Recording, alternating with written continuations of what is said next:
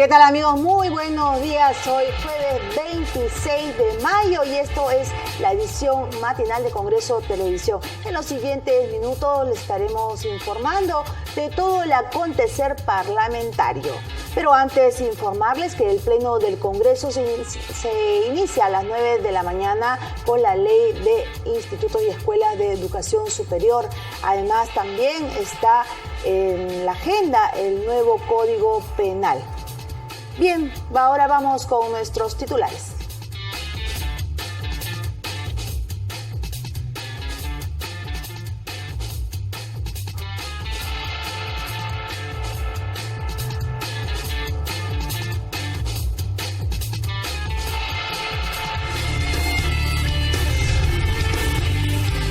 Presidente del Congreso, Luis Iberico, se comprometió a priorizar proyectos de ley contra la criminalidad. También declaró sobre acuerdo adoptado por Ministerio Público, Poder Judicial y Ministerio del Interior para ampliar detención policial por flagrancia. Comisión de Justicia plantea invitar al presidente del Poder Judicial, el fiscal de la Nación y al ministro del Interior para que informen las razones del por qué ranqueados delincuentes son puestos en libertad. Comisión Especial acuerda que elección del defensor del pueblo y de un miembro del Tribunal Constitucional se realice después de la segunda vuelta electoral. Congreso de la República, encabezado por su titular Luis Iberico, entregó 10 sillas especiales para donantes de sangre al Instituto Nacional de Enfermedades Neoplásicas. Comisión Lavallato se declara en sesión permanente para preparar informe final. Presidente del grupo investigador, Juan Pari, señaló que el documento estará listo a fin de mes. Antes mencionar que en la agenda del Pleno también figura un oficio del presidente de la República, Ollanta Humala, para salir del territorio nacional del 30 al 3 de junio con el objeto de realizar un viaje a la ciudad de París, Francia, a fin de participar en el lanzamiento y del Programa Regional para América Latina y el Caribe de la Organización para la Cooperación y el Desarrollo Económico. Más adelante tendremos detalles de esto y mucho más en la sesión del Pleno que, como lo hemos dicho, se inicia a las 9 de la mañana. Bien, el presidente del Congreso, Luis Iberico, se comprometió a dar prioridad a los proyectos de ley contra la criminalidad. Fue luego de ser consultado sobre el acuerdo adoptado por el Ministerio Público, Poder Judicial y Ministerio del Interior respecto de ampliar el plazo de detención policial por flagrancia. Veamos. Ante la posibilidad de ampliar el plazo de detención policial por flagrancia de 24 a 48 horas, por la creciente delincuencia que se vive en las calles y la reciente liberación de los integrantes de una banda criminal, el titular del Parlamento, Luis Iberico, indicó que dará prioridad a proyectos de ley que luchen contra este flagelo social. Si viene una propuesta de estas autoridades, mucho mejor. Le vamos a dar la prioridad. Primero en la Comisión de Defensa estoy seguro que se lo van a dar y en el Pleno del Congreso de inmediato lo ponemos al debate porque no es posible que por 5 minutos de tardanza una banda de delincuentes haya sido la liderada. Esto es indignante. Esto hace perder la confianza y la fe de la ciudadanía ante sus autoridades. Así que aquí en el Congreso dispuestos a de inmediato unirnos a la batalla en este aspecto contra la delincuencia, alargando el periodo en el cual se puede actuar.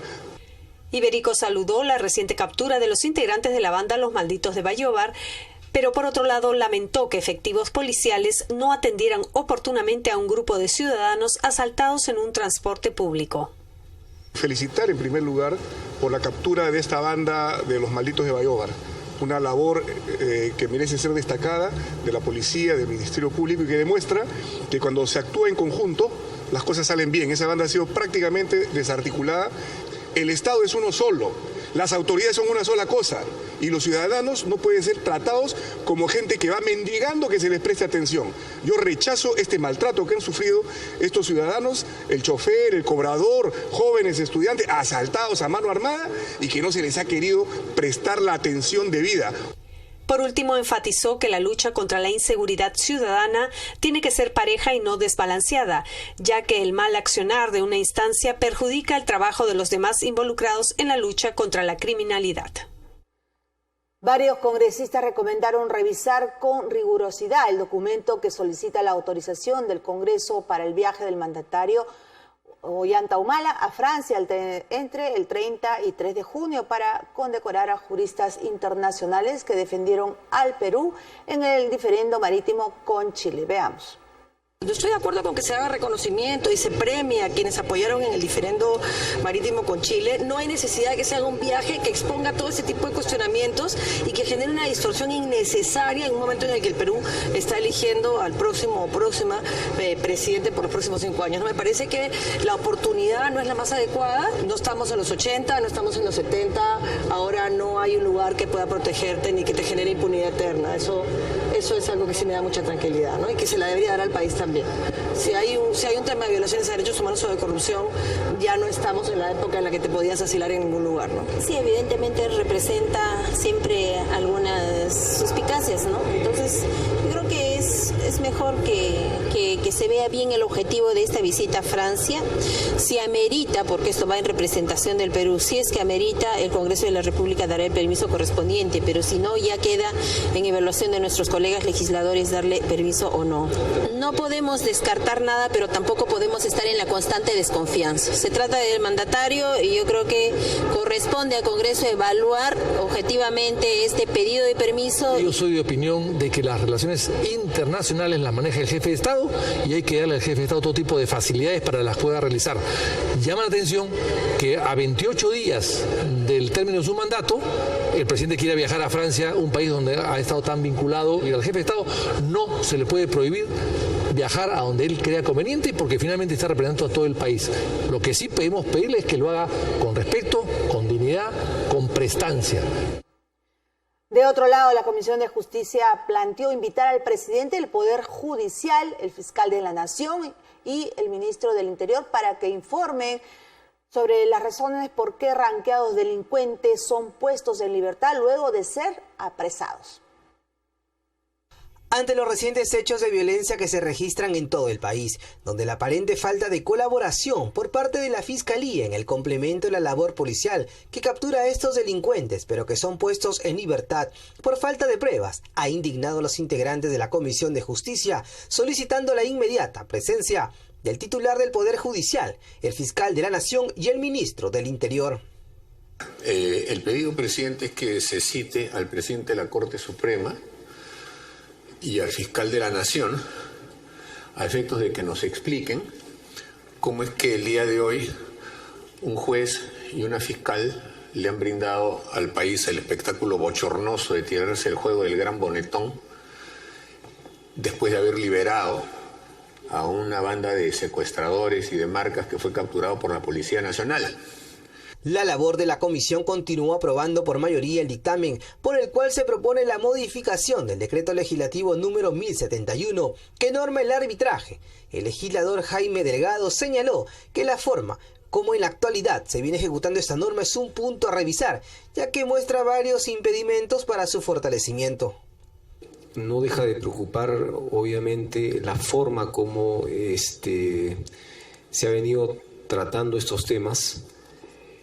Sobre todo cuando el Estado, digamos, se somete a mecanismos arbitrales y cómo, digamos, algunas malas prácticas han hecho de que se forme alrededor del arbitraje pues unos privilegios para ciertos grupos, para ciertas personas. La propuesta recoge aspectos relacionados con la posibilidad que en los arbitrajes ad hoc haya un secretario técnico. Además, se busca garantizar la transparencia respecto de los centros arbitrales. Es lo mismo, presidente, que usted le pidan, o a mí, por cierto, que nuestros asesores de confianza tengan que cumplir determinados reglamentos, que efectivamente tienen que cumplir determinadas circunstancias, pero es un tema de confianza. El día que usted le pierde la confianza, usted le dice, señor, sepárese. ¿No es cierto? Imagínense a usted que le impongan por ley que tiene usted que prestar causa y que tiene que tener derecho de defensa y que si no cumple, entonces usted no puede separarlo. O sea, se derrumba el Congreso. Esto es lo mismo, presidente. Es exactamente lo mismo. Estamos complicando la vida a las instituciones arbitrales que, repito, basándose en la confianza, y repetiré esta palabra una y otra vez, tienen una lista de árbitros y cuando les pierden la confianza a uno de esos árbitros, sencillamente los separan. Además, la comisión rechazó por mayoría el dictamen por el cual se proponía modificar la ley 29.946, ley de contrato de seguros, incorporando una precisión en las disposiciones generales de aquella norma sobre exceptuar a los contratos de seguro de grandes riesgos. Buscando la renovación del parque automotor, la Comisión de Economía aprobó un proyecto que facilita la venta de vehículos nuevos por parte de personas naturales. Conozcamos qué otras iniciativas fueron debatidas por este grupo parlamentario. La iniciativa busca mejorar las condiciones actuales del parque automotor nacional y fomentar el uso de vehículos menos contaminantes. Por tal motivo, la Comisión de Economía aprobó el proyecto de ley que plantea facilitar la venta de vehículos inmatriculados por parte de una persona natural, que lo adquiere en primera venta de empresas distribuidoras de vehículos nuevos. De que cualquier persona, cualquier empresa que quiera dedicarse a la venta de autos o nuevos o usados, tenga la posibilidad de, digamos, formalizar estas ventas recibiendo el auto usado y vendiéndolo y pagando los impuestos sobre la diferencial. O sea, si lo compro en 10.000 y lo vendo en 11.000, obviamente hay un diferencial sobre el que tengo que pagar el impuesto. Actualmente, digamos, tendrías que pagar el impuesto sobre el total, con lo cual, como eso no es viable, en la práctica lo que hacen, ¿sabes qué? No voy a aparecer como agente. De otro lado, se aprobó la iniciativa sustentada por el congresista Virgilio Acuña, que plantea excluir a los alcances de una norma a las obligaciones laborales, sociales y tributarias, comprendidas en ellas para devolver el libre ejercicio social a los trabajadores, para tratar restricciones a la conciliación de sus deudas laborales y deja sin efecto las administraciones judiciales. En el caso de Lambayeque, o en el caso específicamente Tumán, a través de procesos judiciales, medidas cautelares, se evitó que se capitalice. Entonces, lo que pretende este proyecto de ley, lo que he planteado es que se permita a la empresa Tumán concluir con el proceso de capitalización que estuvo dado con una ley que todas las empresas azucareras. También aprobaron solicitar a la Comisión de Fiscalización tratar las supuestas irregularidades cometidas en la aplicación del marco de la ley que facilita la transferencia de las acciones del Estado en las empresas azucareras a favor de los trabajadores. Yo creo que hay que hacer una evaluación exactamente de los perjuicios más que beneficios que ha causado la norma y corregir eso. Y en segundo lugar, yo creo que los trabajadores son los más perjudicados y hay que ver la manera de reparar ese daño que se les ha hecho a ellos, pero también al resto, a E-Salud, a la ONP, a las AFPs y bueno, y al final al Estado, pero me parece, a la SUNAT, o sea, me parece que ellos tienen que capitalizar su deuda. De igual manera, se aprobó el proyecto de ley que dispone que el Ministerio de Economía y Finanzas regularice las infracciones sancionadas con multas aplicadas a transportistas terrestres de carga internacional. Ello en cumplimiento de esta propuesta que precisa las obligaciones del transporte terrestre de carga internacional. ¿Por qué razón vamos a extinguir esa multa? Ellos han incumplido. Ellos no han cumplido con algo que sabían que deberían hacerlo y ellos sabían que iban a ser multados por hacerlo. Porque si no vamos entonces a exonerar a todo el mundo por las multas. Aquel que no cumple con las reglas, aquel que no cumple con las normas, va y tiene a alguien que lo defienda y las multas se extinguen. No es que no hayan presentado el documento ni en un lado ni en el otro lado. Y todo lo que se presenta en almacenes de aduana, los almacenes también lo derivan a la aduana.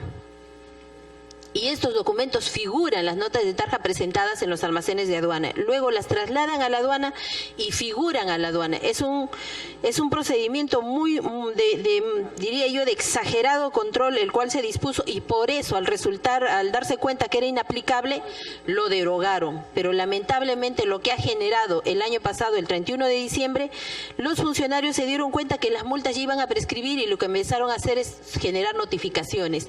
Las multas son de más de $500,000 de soles. También se sometió a debate el proyecto de ley. Señores congresistas, vamos a llevar al voto esta... Ya saben, en el caso del primer proyecto de ley que fue aprobado por la Comisión de Economía, tiene que ver pues que de ser aprobado en el Pleno y promulgado por el Ejecutivo, usted podrá dar en parte de pago su auto usado por uno nuevo. Bien, vamos entonces a nuestra primera pausa y regresamos para contarles sobre el caso de Manuel Burga. Ya volvemos.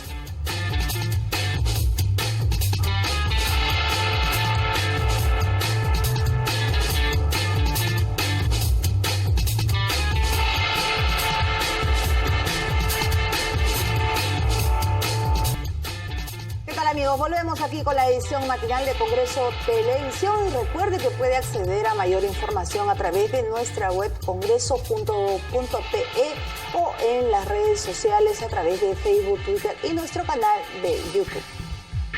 La Comisión Especial acuerda que la elección de defensor del pueblo y de un miembro del Tribunal Constitucional se realice antes que culmine la presente legislatura. La nueva votación sería después de la segunda vuelta electoral, revelaron los congresistas Justiniano Apaza y Hugo Carrillo. Veamos. Luego de varios considerandos y haber deliberado sobre la situación de la elección de la Defensoría del Pueblo, se ha determinado que esto se va a tomar en cuenta después de las elecciones de la segunda vuelta, ¿no? Es un caso muy difícil, ya que no hubo consenso, pero ya se va avanzando y en este criterio de repente puede presentar solo un candidato. Hay una enorme voluntad, que sabemos perfectamente que esta es una deuda que le tenemos a la población. Le repito nuevamente, es una deuda, porque el acuerdo que ha emanado de la reunión de las diferentes bancadas es que definamos al candidato del pueblo en esta legislatura, que terminemos con la elección del miembro faltante del Tribunal Constitucional en esta legislatura. Esa es una deuda pendiente. Después del proceso electoral habrá mejores condiciones, la cosa estará un poco más calmada, como para determinar, ¿no es cierto?, intereses comunes, y ya sabremos los resultados, de manera que no le mentiremos al país. De otro lado, parlamentarios demandan la instalación de mesas de trabajo para analizar la viabilidad del proyecto de la zona reservada Mar Pacífico Tropical que viene impulsando el Servicio Nacional de Áreas Naturales Protegidas, CERNAM. Veamos. El pedido para la instalación de mesas de trabajo que permitan conocer más sobre la creación de la zona reservada Mar Pacífico Tropical fue formulado por los congresistas Freddy Sarmiento Betancur, María del Pilar Cordero Juntán y Rubén Condoricusi, luego de escuchar al jefe del CERNAM, Pedro Gamboa Moquillaza, quien se presentó en la Comisión de Producción para explicar los alcances de la propuesta. Yo no me opongo a la zona reservada, pero sigamos los lineamientos que corresponden para hacer una zona reservada. ¿Dónde está el informe de IMARPE? Que se forme una mesa de trabajo, una mesa de diálogo, donde esté el gobierno, esté CERNAM, está el Ministerio de Energía y Minas, que esté el Ministerio de la Producción, donde con IMARPE, los pescadores artesanales, los pescadores industriales, todos los que están involucrados para poder llegar a un consenso. Esto es importante, sí es importante, pero que todos sepamos qué es lo que vamos a cuidar. Durante su exposición, Gamboa Moquillaza sostuvo que el objetivo de la propuesta es conservar el área que presenta la mayor diversidad biológica del mar peruano. Refirió que la iniciativa cuenta con sustento científico. Asimismo, afirmó que es una oportunidad para la gestión integrada con los sectores competentes y la población para el manejo sostenible de la variedad biológica. Esta zona reservada que se está proponiendo tiene 98 referencias bibliográficas y de esas 13 corresponden a IMARPE. En consecuencia, este es uno de los expedientes que mayor sustento científico se ha presentado. También se ha cuestionado que no ha habido un proceso informativo, lo cual negamos completamente. Desde el año 2013 hemos tenido reuniones no solamente con el gremio de los pescadores, hemos tenido reuniones con el gremio de hidrocarburos. Participó en la reunión el gobernador regional de Tumbes, Ricardo Flores Dioses, quien se opuso a la propuesta. Dijo que CERNAM crea dichas zonas pero no las cuida, al tiempo de demandar la instalación de mesas de diálogo. Esta es una norma sobre otra norma. Ya tenemos una norma que es de las 5 millas de las que hemos hablado y sin embargo el CERNAM hasta ahora sigue creando zonas reservadas, pero solamente las crea, pero no las cuida. En el caso de Tumbes, que tiene más del 50% de nuestro territorio, está considerada como zona de reserva. Somos la reserva de la biosfera del norte. Y hasta ahora no hemos sacado un solo sol de beneficio con tantas zonas reservadas. En la sesión se solicitó a la presidenta, Karina Beteta, la aprobación en el Pleno del proyecto de ley que plantea la creación de la Superintendencia Nacional de Fiscalización Pesquera. 8:27 de la mañana y en una ceremonia oficial el Congreso de la República, encabezado por su titular Luis Iberico, entregó 10 sillas especiales para donantes de sangre al Instituto Nacional de Enfermedades Neoplásicas. Esto por iniciativa de la congresista Zenaida Uribe, promotora de esta cruzada solidaria. El presidente del Congreso, Luis Iberico, saludó el esfuerzo del Instituto Nacional de Enfermedades Neoplásicas, además de su participación en las jornadas de donación de sangre en beneficio de los pacientes oncológicos. Una invocación a todas las peruanas, todos los peruanos, a contribuir en las campañas y en general en la donación de sangre. Se trata de ayudar a nuestro prójimo, se trata de salvar vidas humanas, donando sangre, que es algo que la verdad no afecta a nadie. La sangre se recupera. La vida que se pierde no se recupera jamás. Y donar sangre hace recuperar otra cosa, que son las esperanzas de poder salir adelante ante la adversidad de una enfermedad. La congresista Zenaida Uribe destacó la entrega de las 10 sillas especiales, iniciativa que surgió de una cruzada de donación de sangre que inició un año atrás y que ha formado parte central de campañas continuas, especialmente con jóvenes de las universidades del país, para apoyar al INEN y al Banco de Sangre. El tiempo que me queda en el Congreso, que es hasta julio, y ahora les puedo decir que voy a continuar trabajando en las universidades y buscando la posibilidad y concientizando a los jóvenes de la necesidad de la donación de sangre. Y eso es lo que hemos venido haciendo hasta ahora. Así que contenta, hemos logrado muchas cosas. También participaron en esta ceremonia el subjefe institucional del INEN, Julio Abugata Saba, quien destacó el loable trabajo especialmente a nivel de jóvenes y del programa Plan Esperanza para donar sangre, y Flor Valcárcel en nombre del voluntariado del INEN. Y en otras noticias, el expresidente de la Federación Peruana de Fútbol, Manuel Burga, estaría involucrado en la comisión de 3 delitos, según la investigación realizada por la Comisión de Fiscalización del Congreso. Señaló su presidente, Gustavo Rondón. Veamos lo que dice. Por falta de quórum, no se realizó la sesión ordinaria de la Comisión de Fiscalización, que tenía como principal punto de la agenda la exposición y votación del informe final sobre la investigación de las presuntas irregularidades halladas durante la gestión de Manuel Burga Seoane, expresidente de la Federación Peruana de Fútbol, y algunos funcionarios de la Federación. Así lo manifestó su titular, el congresista Gustavo Rondón, quien adelantó que se han hallado indicios razonables de 3 delitos. Se necesitaba el quórum y se necesitaba aprobar. No teníamos el tema de Burga, hay un proyecto de ley que tiene que ver con la gestión de intereses y un informe del congresista Segundo Tapia. Lo que te podría adelantar es que son 3 delitos los que se encuentran, o indicios razonables de estos 3 delitos, ¿no? Y que obviamente comprometen a gente ligada a la Federación Peruana de Fútbol, ¿no? Y a probablemente un desvío de algunos recursos económicos hacia cuestiones privadas, ¿no? Con respecto al fallo del Poder Judicial sobre la extradición de Manuel Burga, solicitada por los Estados Unidos por los actos de corrupción cometidos en la FIFA, Rondón aseguró que no afectaría las recomendaciones del informe realizado por su comisión. Esta decisión del Poder Judicial tiene que ver con el pedido de extradición de la FIFA, pero que es por cuestiones de sobornos, ¿no? De manejos que tienen que ver con la Conmebol, transmisiones, etc. En el caso nuestro son fondos que entraban a la Federación Peruana de Fútbol, que tenían conexión con un instituto Guapaya, después hay una constitución de una asociación Guapaya, y que de allí pasaban a una entidad privada. Finalmente, anunció que pasada la semana de representación, tiene programada la visita a la Procuradora Pública de Lavado de Activos, Janet Briones, para informar sobre la investigación de las empresas denominadas offshore ligadas al tema de los Panama Papers. Lo pendiente es Panama Papers y hemos invitado a la Procuradora de Lavado de Activos porque ella tiene seguramente bastante información del tema, esto de las offshore y todo ello, y ha pedido también de algunos congresistas por otros temas de relevancia política fundamentalmente y que se relacionan con este delito de lavado de activos. Entonces, eso vamos a tocar sí o sí pasando la semana de representación.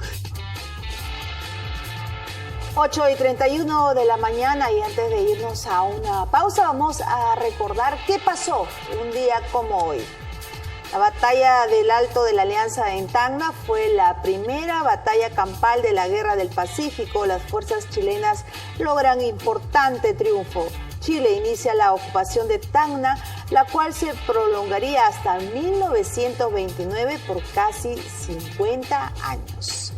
26 de mayo de 1880, firma del Acuerdo de Cartagena entre Bolivia, Chile, Colombia, Ecuador y Perú, con lo cual se crea el Pacto Andino. Bien, vamos entonces a la pausa y declaran la hamaca como patrimonio genético del Perú. Regresamos con los detalles.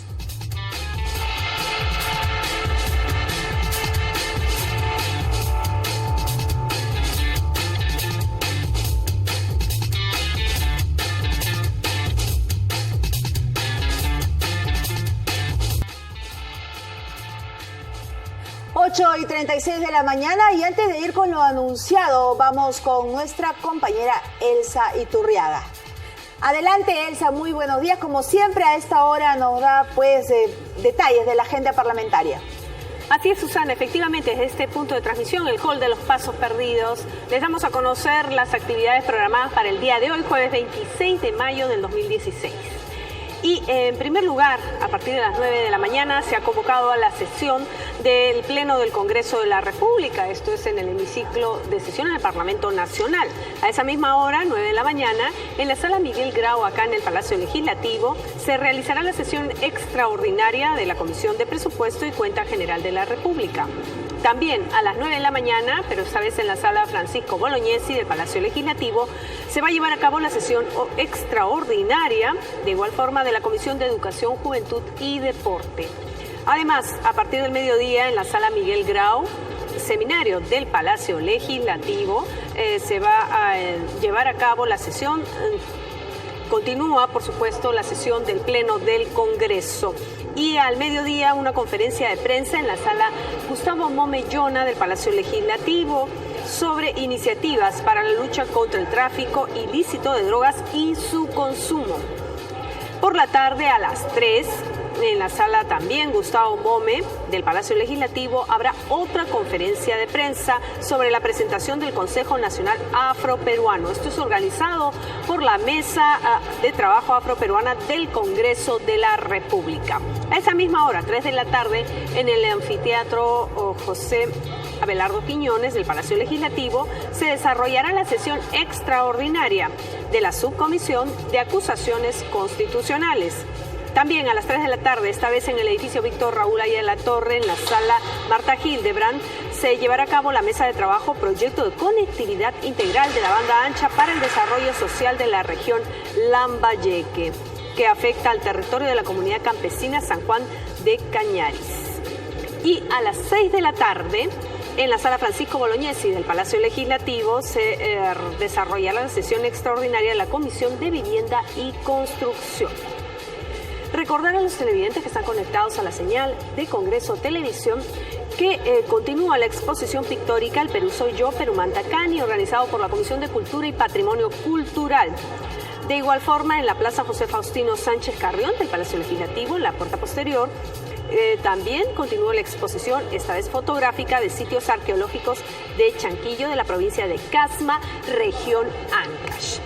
Y con relación a la agenda de actividades, es importante indicar que el Pleno del Congreso de la República, además de iniciar su sesión convocada para las 9 de la mañana, bajo la presidencia de Luis Iberico Núñez, tiene como puntos de agenda el dictamen de institutos y escuelas de educación superior, un tema que ha quedado pendiente e importante para este sector. El ministro de Economía, Alonso Segura Bassi, se presentará ante la Comisión de Presupuesto y Cuenta General de la República para sustentar el proyecto de ley para la ejecución de proyectos de inversión pública en apoyo de los gobiernos regionales y locales, los Juegos Panamericanos y Panamericanos y la ocurrencia de los desastres naturales. Y en la Comisión de Vivienda y Construcción se debatirá el proyecto de dictamen que plantea prorrogar el plazo del régimen temporal de formalización y titulación de los predios urbanos. Ya lo saben, temas pendientes e importantes aquí en el Parlamento Nacional que van a ser vistos el día de hoy. Regresamos contigo, Susana. Adelante. Gracias, Elsa, por la información y agregar pues que la Comisión de Presupuesto y Cuenta General de la República, el lugar donde se va a presentar Alonso Bassi, ministro de Economía y Finanzas, es justamente pues para sustentar varios proyectos de ley que tienen que ver pues con la reinversión de más de 2.800 millones de soles, ¿no? Está un proyecto de ley, también no podemos dejar de mencionar un proyecto de ley que dispone la creación de un fondo por 600 millones que garantice la dotación de recursos que permitan cumplir con el éxito de los compromisos asumidos como país, y esto tiene que ver con destinarlo justamente pues a propósito de los próximos Panamericanos que se van a realizar aquí en nuestro país en el año 2019. Bien, con esto y más adelante venimos a la mesa de conducción. Continuamos aquí con las noticias en el Congreso Noticias. La hamaca será considerada como patrimonio genético, étnico y cultural. Además, declaran de interés público el reconocimiento de la celebración de la Semana Santa de Catacaos en la región Piura, según proyectos de ley aprobados por la Comisión de Cultura. Veamos. La hamaca es una planta nativa originaria de nuestro país y posee cualidades nutricionales y productivas que es necesario preservar. Este cultivo tuvo gran importancia desde el periodo pre-inca, constituyéndose en una de las primeras raíces que el poblador peruano consumió, continuando su uso en los días del incanato hasta hoy, explicó el congresista Casio Guaire, autor de la iniciativa. Últimamente, el descubrimiento de sus propiedades alimenticias y afrodisíacas le han agregado mayor valor e importancia a su uso. La hamaca se siembra en las regiones de mayor altura del Perú. La Comisión de Cultura también aprobó por unanimidad declarar de interés público el reconocimiento de la celebración de la Semana Santa de Catacaos en la región Piura. La Semana Santa en Catacaos es la fiesta religiosa más grande de la costa norte del Perú. A ella asisten peregrinos de las zonas aledañas y se puede rastrear el origen de esta tradición desde el año 1540. Cuando llegaron los primeros conquistadores españoles y trajeron con ellos la religión católica. En otras noticias, en sesión permanente se declaró la comisión que investiga el pago de presuntas coimas por parte de empresas brasileñas a funcionarios peruanos, conocida como Lava Jato. El grupo parlamentario prepara su informe final. Veamos. No han venido, es responsabilidad de ellos. Se les dio su oportunidad, tuvieron el momento. El presidente de la comisión Lava Jato, Juan Pari, declaró cerrada la convocatoria de más personas para que respondan sobre el presunto pago de coimas a funcionarios peruanos por parte de empresas brasileñas.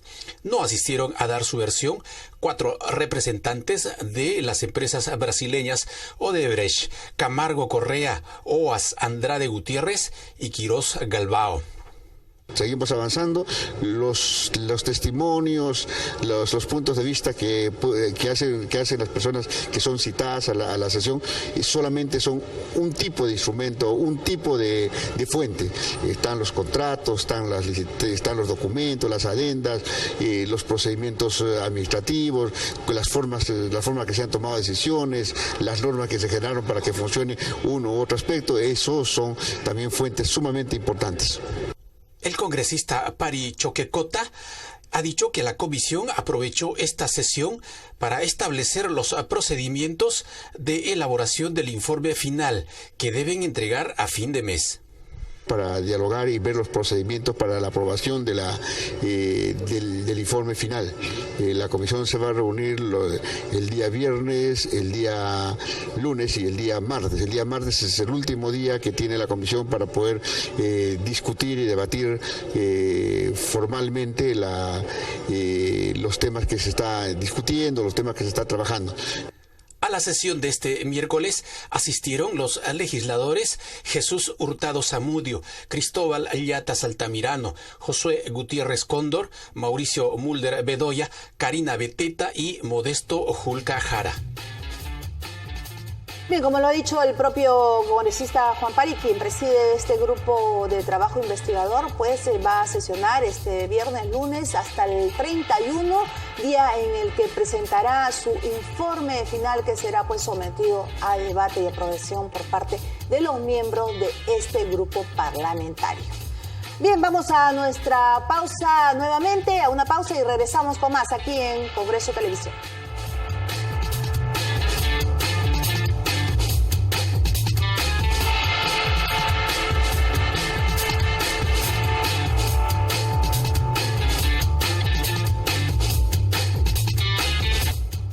Y 48 de la mañana y seguimos aquí en el Congreso Televisión, pero no se mueva, que viene la sesión del Pleno con la ley de institutos, el nuevo Código Penal y el permiso que ha solicitado el parlamentario Ollanta Humala para salir del país del 30 al 3 de junio a Francia. Ahora lo dejamos con un adelanto de nuestro programa Agenda Parlamentario, donde se hablará sobre el retraso en la reglamentación de la ley de alimentación saludable. Recuerde que este viernes a partir de las 9:30 de la noche, solo por Congreso Televisión. Tenemos que el 34% de los niños entre 5 y 9 años tienen sobrepeso y obesidad. Tenemos el 52% de la población tiene sobrepeso y obesidad. O sea, la primera causa de muerte en nuestro país son las enfermedades crónicas. La norma establece la prohibición de la venta de comida chatarra en los colegios. Se aprobó en el Congreso y el presidente de la República la promulgó en ceremonia pública, en un colegio, con mucho auspicio y con un compromiso firme por defender a los niños frente a la comida chatarra. Pero lamentablemente han pasado 3 años inexplicablemente. La burocracia que está capturada por las presiones de algunos lobbies empresariales impiden que se apruebe el reglamento.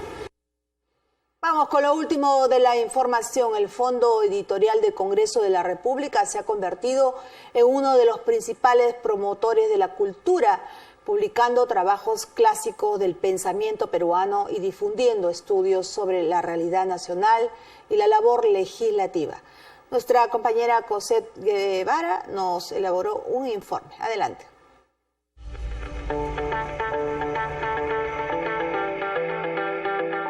Tiene 19 años de creación y en ese lapso de tiempo ha publicado más de 300 obras literarias de diversos autores que van desde la narrativa política, historia, filosofía y, por cierto, poesía peruana. De César Vallejo a Víctor Raúl Aya de la Torre, pasando por César Calvo, Blanca Varela, Guillermo Tornay, Nelson Manrique y otros connotados intelectuales conforman el catálogo del Fondo Editorial del Congreso.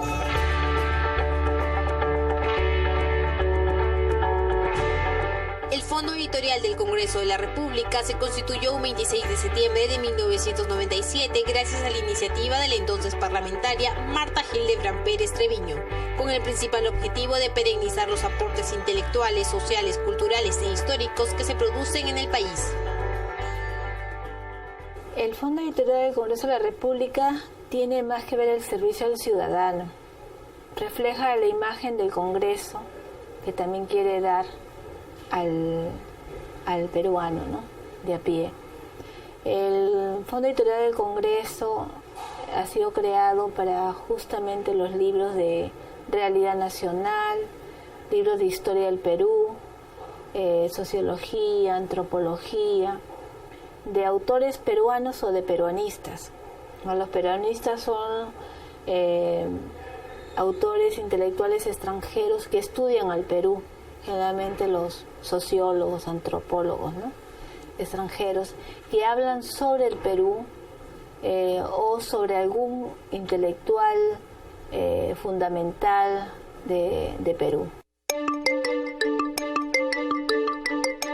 Cada libro publicado por el Fondo Editorial del Congreso es minuciosamente evaluado por el Consejo Editorial.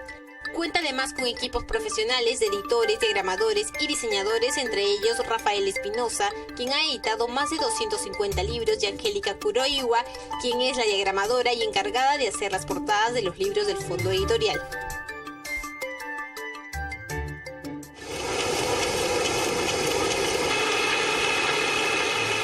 Después de la labor de edición, diagramación y diseño en el Fondo Editorial, todo el trabajo pasa a manos de la imprenta, donde se da inicio al proceso de impresión del libro con insumos de alta calidad.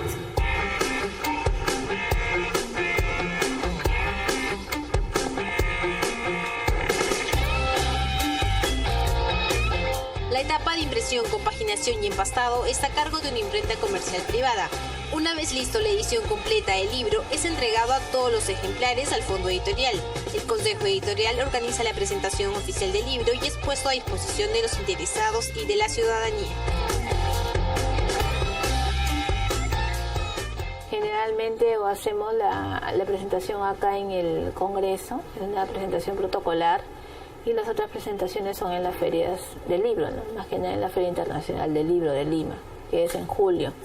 Entonces preparamos los libros ya para las ferias, ¿no? Este año el Fondo Editorial organizó la 4ª Feria del Libro, que incluyó actividades culturales, mesas de diálogo, debate, talleres y presentaciones de libro. Participaron destacados personajes de la cultura, la música y la literatura. Cabe destacar que la Feria del Libro del Fondo Editorial del Congreso ha estado también en las ciudades más importantes del interior del país, llevando cultura y educación a nuestros compatriotas, como las ferias descentralizadas en Huaraz, Ayacucho, Moyobamba y Tarapoto. Congresistas de diversas bancadas destacaron el aporte y la importancia del Fondo Editorial. Hace 19 años surgió esta idea casualmente y fue nuestra lingüista congresista y expresidenta del Congreso, Marta Hildebrand, quien tuvo la feliz iniciativa de que el Congreso tendría que contribuir para la cultura del país. No hay mejor forma que dejar algo casualmente imperecedero en un libro, obras que han sido el esfuerzo de muchas personas para poder resaltar la imagen, en este caso, de diferentes actores dentro de nuestra historia, dentro de nuestra literatura, dentro del acontecer mismo político, ¿no? En todos los congresos del mundo se genera una partida para que el fondo, con este fondo, el Congreso de la República pueda hacer los aportes necesarios en los auspicios para las personas que quieran realizar un libro. El Fondo Editorial del Congreso de la República es un aporte a la cultura y lógicamente el Congreso de la República no solamente hace labores y funciones de fiscalización o representación, también se preocupa por la cultura. Recordemos que un país que crece es un país que lee, es un país que tiene mejor educación. Personalmente yo tengo una opinión muy positiva respecto del Fondo Editorial del Congreso.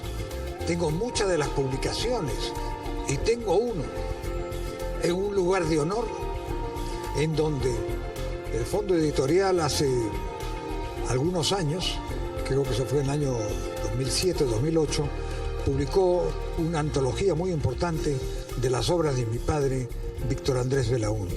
Bueno, el Fondo Editorial del Congreso de la República cumple una función muy importante, ¿no? Porque dada la producción literaria que existe en nuestro país y documental sobre diversos géneros, digamos, el Congreso está jugando un papel importante, ¿no? Dar la oportunidad a una serie de autores para que tengan, digamos, espacio a fin de difundir sus ideas, sus trabajos, sus investigaciones. Así que hay que seguir fomentando esto porque es de beneficio no solo para el Congreso de la República por su posicionamiento como primer poder del Estado, sino es una contribución enorme para todo el país.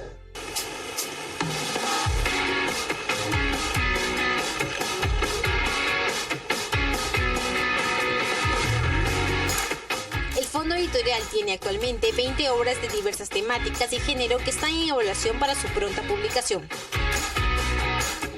Todos los libros editados por el Fondo Editorial están a disposición de los lectores en la biblioteca y la librería del Congreso de la República.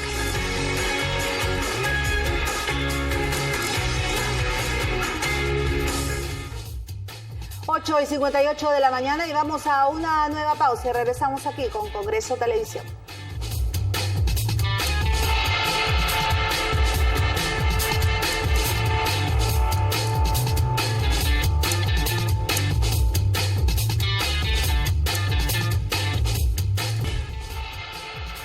Bien, conmigo será hasta aquí, hasta mañana a las 8 de la mañana con la edición matinal de Congreso Televisión, pero no se mueva porque a partir más adelante vendrá la transmisión en vivo del Pleno del Congreso, que como le hemos dicho antes, pues tiene 3 temas importantes. Continúa en la agenda el nuevo Código Penal, la ley de institutos y el permiso de viaje al presidente de la República, Ollanta Humala, a París. Bien, ahora vamos con nuestra compañera Perla Villanueva en la mesa de conducción.